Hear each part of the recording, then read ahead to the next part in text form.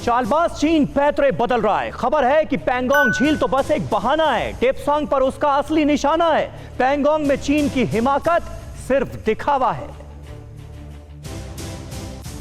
चीन भारत के खिलाफ प्रोपेगेंडा ही नहीं रच रहा, वो आंखों में धूल झोंकने की कोशिश भी कर रहा है। खबर है कि धोखेबाज जिनपिंग के सपोले डेप्सांग पर फन उठाने में लगे हैं। पैंगोंग में चीन की हिमाकत सिर्फ दिखावा है, डेप्सांग पर चीन की बुरी नजर है।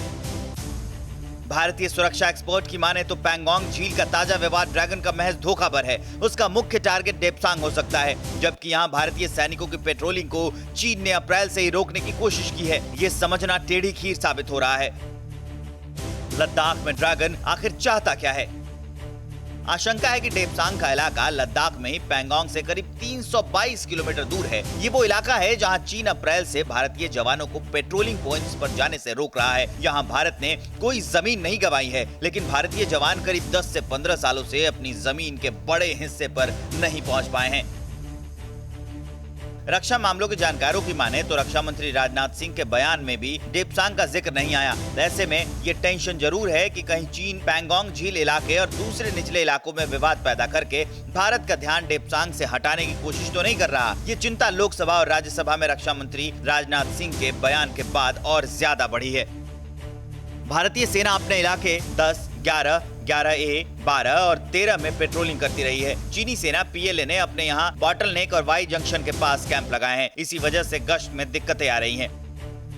इस इलाके को लेकर चीन की चिंता ज्यादा है। दरअसल डेप्सांग दौलत बेग ओल्डी सेक्टर से चीन का वेस्टर्न हाईवे G129 काफी नजदीक है। ये हाईवे तिब्बत को शिनजियांग से जोड़ता है और यहाँ बॉर्डर पर चीन ने टैंक, आर्टिलरी गन और हजारों जवान तैनात कर रखे हैं। और चीन ने आखिरकार माना है कि गलवान घाटी में भारतीय सैनिकों ने उनके जवानों की गर्दन तोड़ी थी। दो हाथ करने वाले PLA को उसकी औकात बता दी थी। TV9 भारतवर्ष ने सबसे पहले गलवान में चीनी सैनिकों की मौत की खबर आपको दिखाई थी। आखिरकार चीन ने यह माना है कि भारत ने ड्रैगन के सैनिकों की गर्दन तोड़ी थी, गलवान में छाती तान कर अपने जमीन की रक्षा की थी और रेड आर्मी को खदेड़ दिया था। ये खबर सबसे पहले आप तक TV9 भारतवर्ष ने पहुंचाई थी। लेकिन ड्रैगन कितना मक्कार है कि उसने कई हफ्तों बाद सैनिकों के मारे जाने की बात कबूल की है, लेकिन अभी तक उसकी संख्या नहीं बताई है। जिनपिंग आर्मी को ऐसे ही झूठा नंबर 1 नहीं कहते।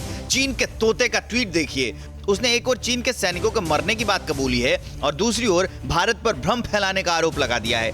ग्लोबल टाइम्स के एडिटर हु शिजिन ने लिखा है कि भारत ही झूठ बोल रहा है। सीमा पर मरने वाले चीनी जवानों की संख्या बेहद कम थी, भारत ने संख्या ज्यादा बताई थी, जबकि भारत उसी समय से कह रहा है कि चीन के करीब 40 सैनिकों को मार गिराया था। अमेरिकी अखबार ने तो यहां तक दावा कर दिया था कि चीन के 70 से ज्यादा सैनिक गलवान झड़प में मारे गए हैं। ड्रैगन एक नंबर का झूठा है। वो पहले तो रेड आर्मी का झूठा बखान कर रहा था, फिर 15 जून के बाद से ही वो दावा करने लगा और अब जाकर उसने ये बात स्वीकारी है कि 15 जून की रात की झड़प में चीनी सेना के जवान मारे गए थे। अब आपको 15 जून की रात का पूरा वाकया भी बता देते हैं। 15 जून को चीन ने पॉइंट 14 पर अपना टेंट बनाया। टेंट हटाने के लिए बातचीत करने के लिए भारतीय सैनिक चीनी कैंप के पास गए थे।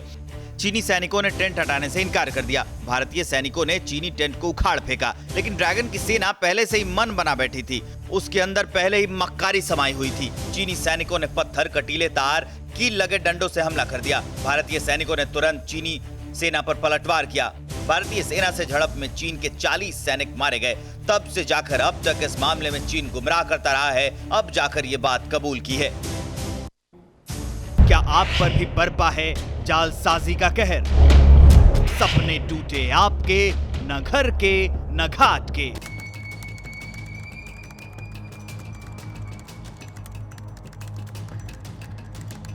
देखिए लूट घर हर रात 9:30 बजे। फिक्र आपकी।